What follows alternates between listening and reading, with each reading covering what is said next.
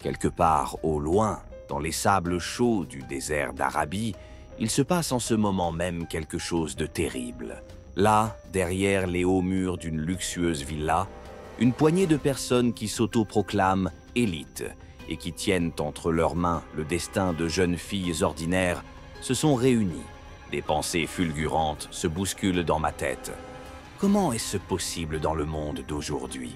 L'argent et l'influence donnent-ils le droit de briser la vie de quelqu'un d'autre? Mais la réalité s'avère encore plus effrayante que n'importe quel cauchemar. Aujourd'hui, nous allons vous raconter l'histoire de l'un de ceux qui ont vécu un véritable enfer et qui ont réussi à survivre. Cette histoire a commencé il y a plus de 10 ans, au début de l'année 2010. Notre personnage principal, ou plutôt l'héroïne, est une jeune fille originaire de Russie. Elle rêvait d'une carrière de mannequin et pensait que sa participation à un défilé international à Dubaï lui ouvrirait les portes d'une nouvelle vie. Mais tout s'est avéré être une véritable tragédie. Elle a été kidnappée, soumise à de terribles tortures, puis on pourrait dire qu'on l'a miraculeusement laissée mourir. Les médecins ne garantissaient pas qu'elle survivrait. Mais elle a survécu. Et après des années de silence, elle a décidé de partager ce qu'elle sait. Bonjour, chers amis. Aujourd'hui, nous abordons un sujet difficile mais important. Nous allons plonger dans un monde où, derrière des portefeuilles bien garnis, se cache une cruauté sans bornes. Là où la loi est silencieuse et où l'argent décide de tout. Et la première ligne de cette histoire effrayante est la suivante. Une fille aux grands yeux et au cœur tendre voyageait pour réaliser un rêve, mais elle a failli perdre la vie. Vous êtes prêts à en savoir plus? Alors mettez-vous à l'aise, aimez cette vidéo et n'oubliez pas de vous abonner à la chaîne. Notre héroïne est née dans une petite ville près de Yaroslavl. Elle s'appelait Anastasia Gourieva. Elle avait 23 ans lorsqu'elle a décidé de changer radicalement de vie. Nastia a grandi comme une enfant ordinaire dans une famille où l'argent pour tout était suffisant et où les rêves d'une vie confortable et réussie semblaient lointains. Dès l'adolescence, elle a remarqué qu'elle se distinguait par sa taille et son apparence. Tout le monde lui disait « Nastia, tu es une fille modèle, essaye de te lancer dans l'industrie de la mode ». Au début, elle a participé à des concours de beauté locaux et s'est présentée à des défilés de mode régionaux. Mais, comme c'est souvent le cas, la scène locale était trop petite pour elle.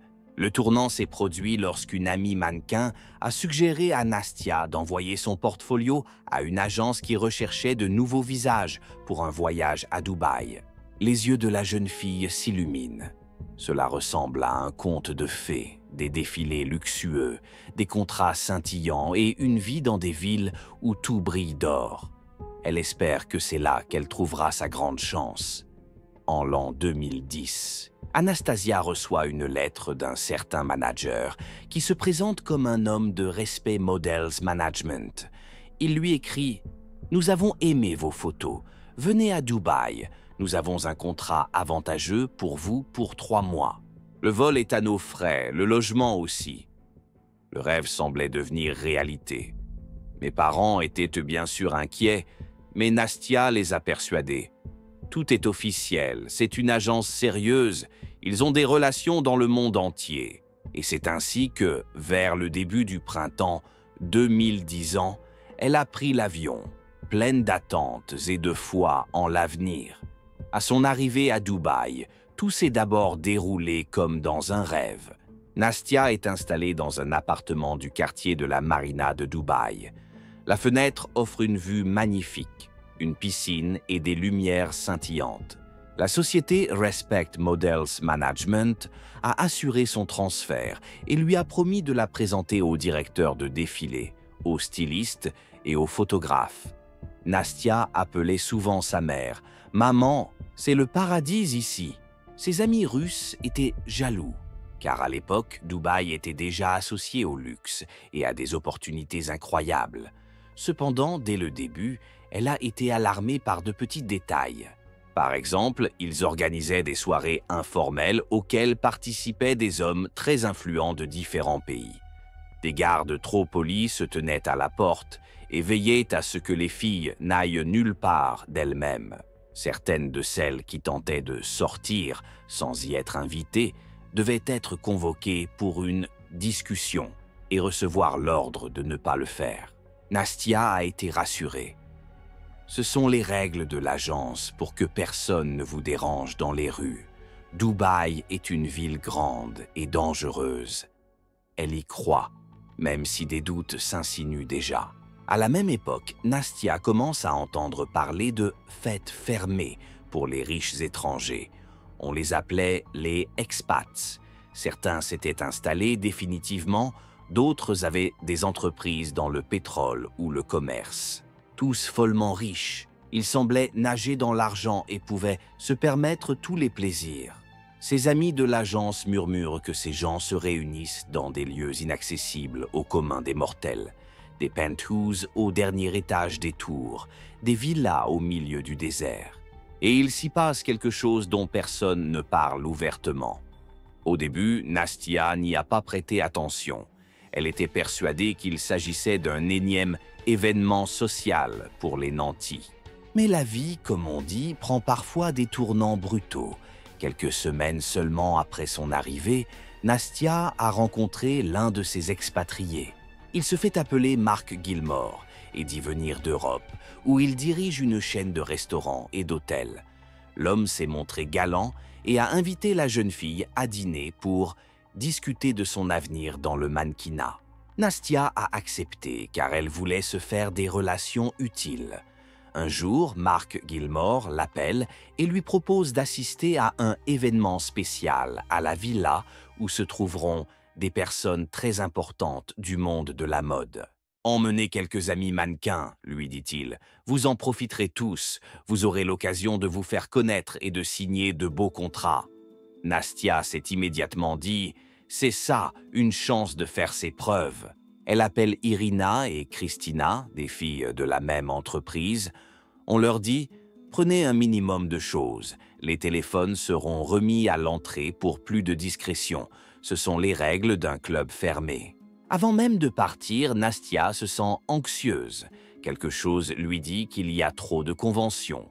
Mais ses amis lui ont dit que c'était normal, que les personnes influentes étaient paranoïaques face aux fuites d'informations personnelles. Vers le soir, toutes les filles sont parties dans une grande voiture blanche en direction du désert. Il faisait de plus en plus sombre à l'extérieur et il y avait de moins en moins de constructions urbaines.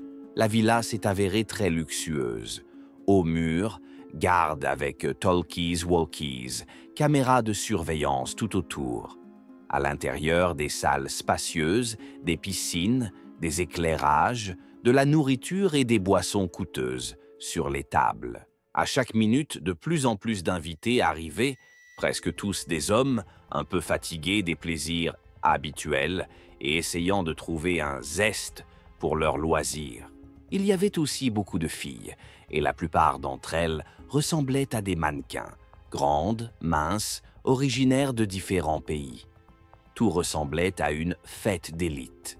Ils ont récupéré leur téléphone, mais aucune correspondance ou photo n'était autorisée.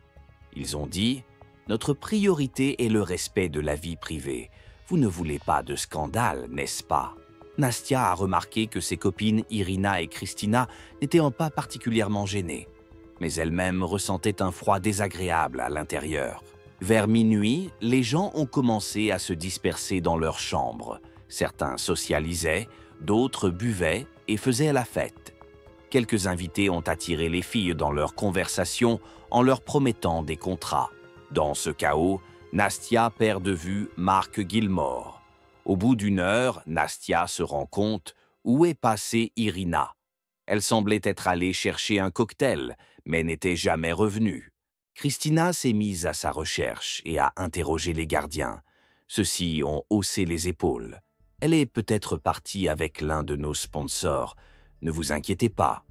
Mais d'une certaine manière, ils ont répondu avec trop de nonchalance. Nastia pense que son amie a décidé de poursuivre la soirée avec son fiancé. Mais quelque chose en elle lui dit que quelque chose ne va pas.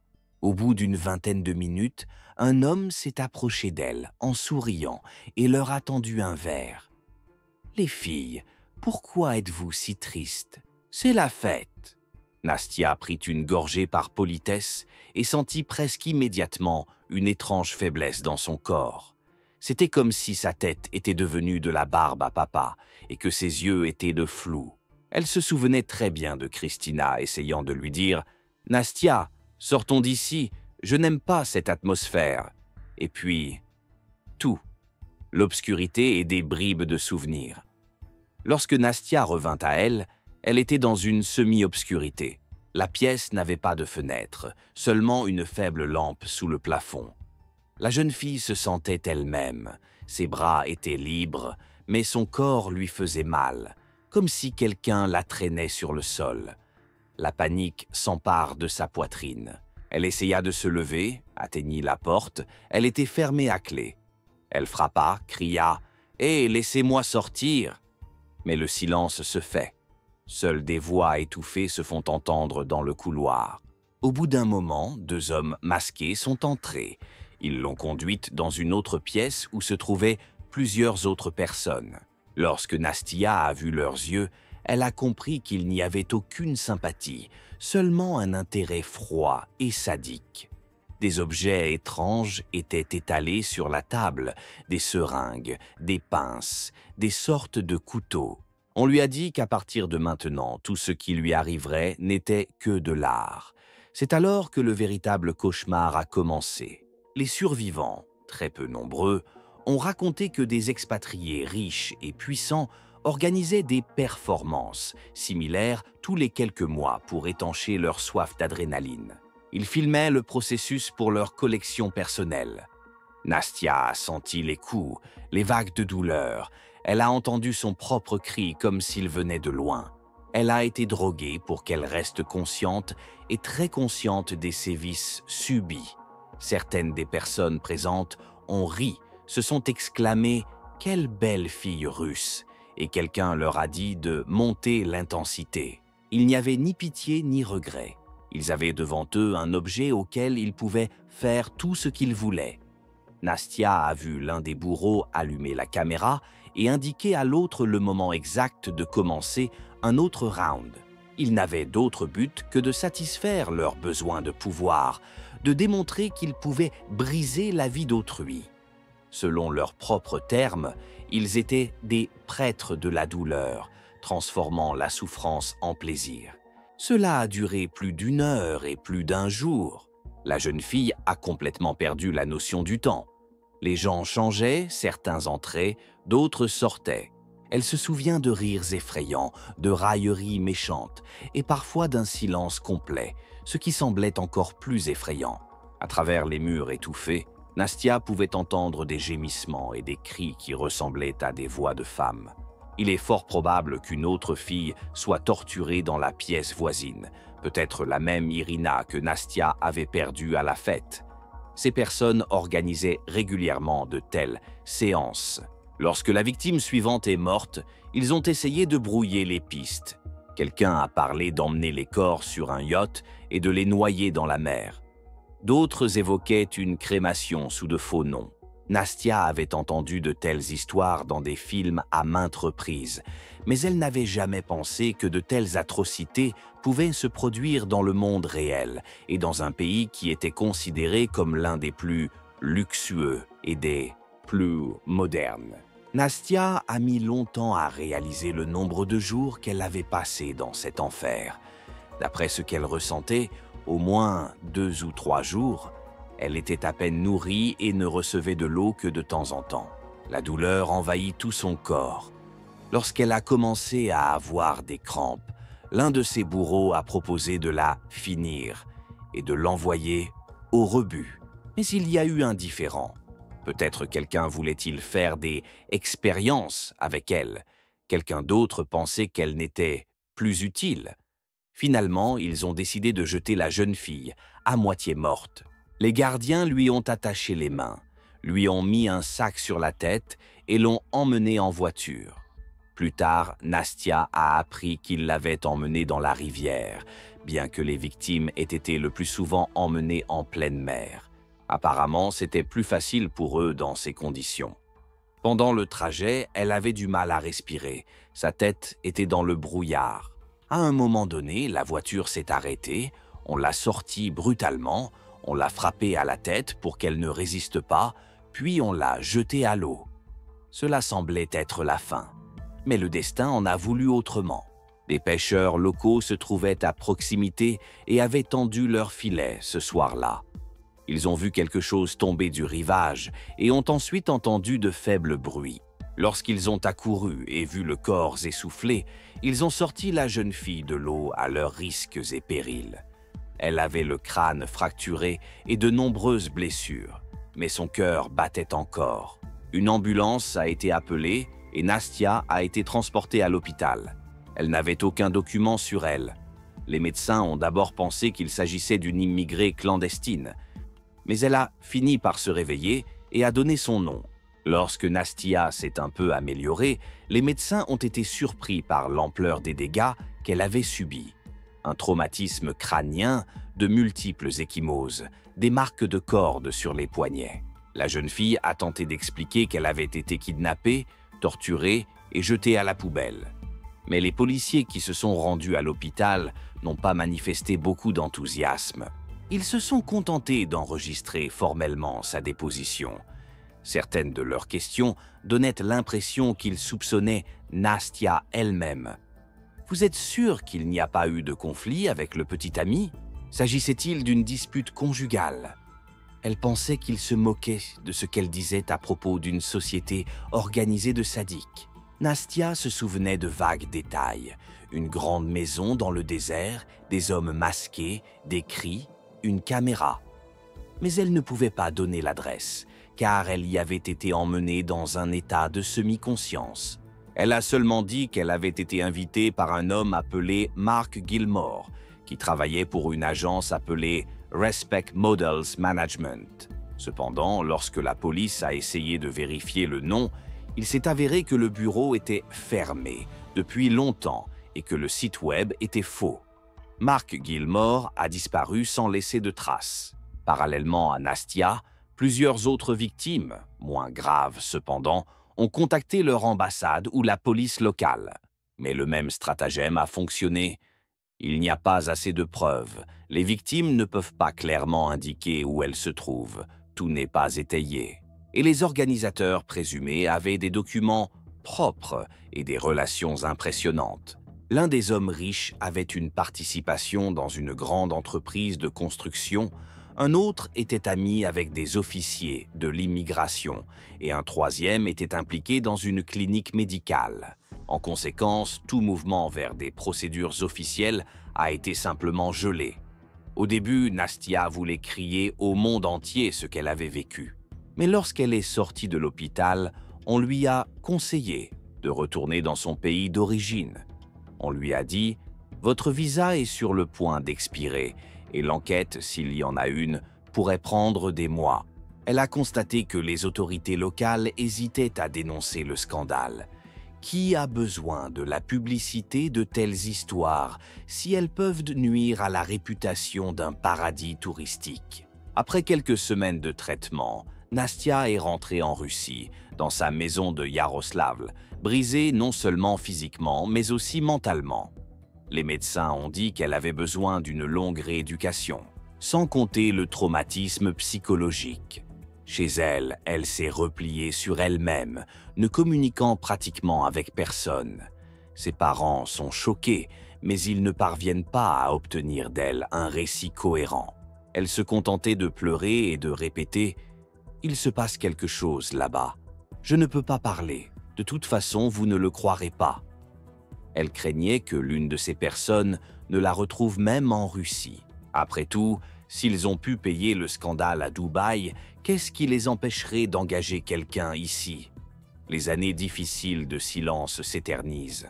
Nastia se rend peu à peu à l'évidence qu'il est impossible d'obtenir la vérité. Et qui en a besoin? La police de Dubaï n'en a pas tenu compte et les autorités russes ne se sont pas intéressées à un crime commis à l'étranger, à moins de disposer d'un ensemble de preuves évidentes. L'affaire n'a pas été élucidée et Nastia elle-même a vécu dans la peur.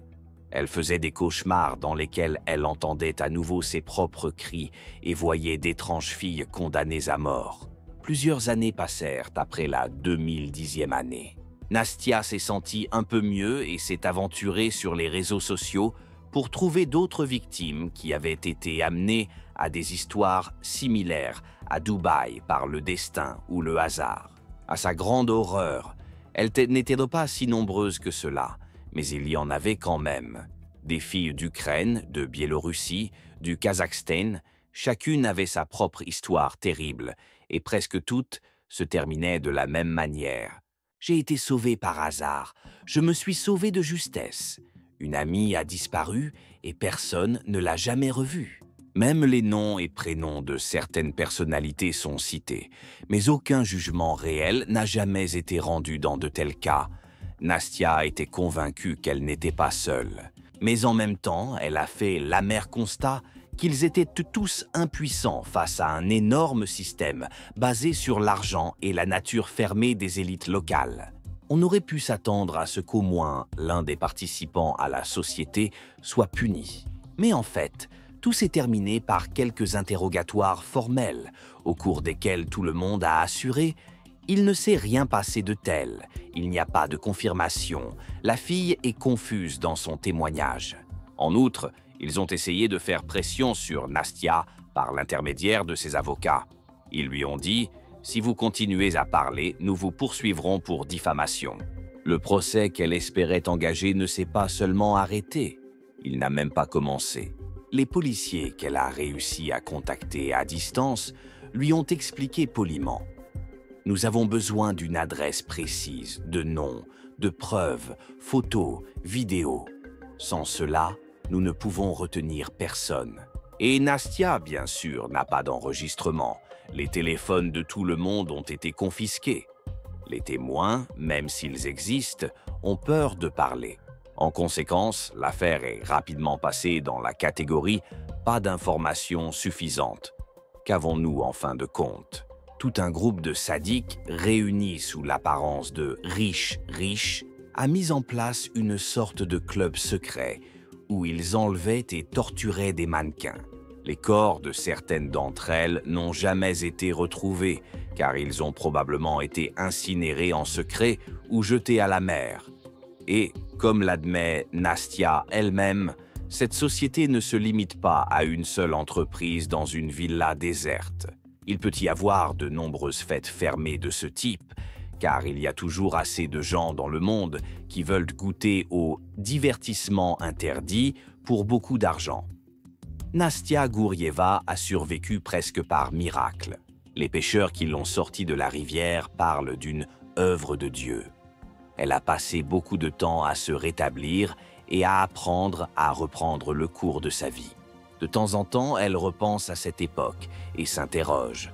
Pourquoi ces personnes restent-elles impunies? La réponse est simple. Ils ont tout, fortune, relations, ressources, et ils savent comment brouiller les pistes. Il est possible qu'ils organisent encore et encore leur monstrueux tour. Mais officiellement, tout est dissimulé, il n'y a pas d'affaires publiques retentissantes. Par conséquent, le nom de Nastia, ainsi que les histoires des autres victimes, ne restent qu'une légende urbaine ou une histoire effrayante pour ceux qui vont à Dubaï. À ce stade, j'aimerais tirer une conclusion. Le monde n'est pas divisé entre le bon et le mauvais, et il y a certainement de nombreuses opportunités à Dubaï. Mais il y a des exceptions, où derrière la façade de la vie huppée se cachent d'horribles secrets. Et malheureusement, ceux qui ont beaucoup d'argent et d'influence savent souvent comment cacher leurs crimes et échapper à leurs responsabilités. Anastasia Gourieva est l'une des rares personnes qui n'ont pas peur de raconter leur histoire, bien que la plupart du temps sans citer de nom, par crainte de représailles. Elle a survécu à la torture, a perdu la santé, mais a quand même survécu. Plus que cela, Elle tente de mettre en garde les jeunes mannequins et les jeunes filles contre les risques possibles. Ne signez pas de documents à l'aveuglette. Vérifiez les informations sur les agences. Ne croyez pas les promesses des comptes de faits sans confirmation. Et surtout, prenez soin de vous. Son histoire nous rappelle la fragilité de la vie humaine, dans des endroits où l'argent est parfois au-dessus de la loi. Sur le plan juridique, les auteurs n'ont jamais été réellement traduits en justice. De plus, dans certains milieux, il est encore question que ces sociétés fermées continuent leur fête obscure. La seule arme contre cela est la diffusion de la vérité et la vigilance. Garder le silence, c'est donner à ces personnes la possibilité de continuer à se moquer de la vie des autres. Chers amis, si vous avez regardé et écouté cette histoire jusqu'au bout, je vous remercie de votre attention. Prenez soin de vous et de vos proches et ne laissez pas les magnifiques photos sur les médias sociaux vous faire perdre votre vigilance. Que cette histoire reste une leçon dure mais importante pour tous ceux qui croient que les grands rêves et les grosses sommes d'argent vont toujours de pair. Rappelez-vous, la vie est bien plus compliquée que cela, et dans l'ombre des beaux gratte-ciel peut se cacher un abîme dont nous ne soupçonnons pas l'existence.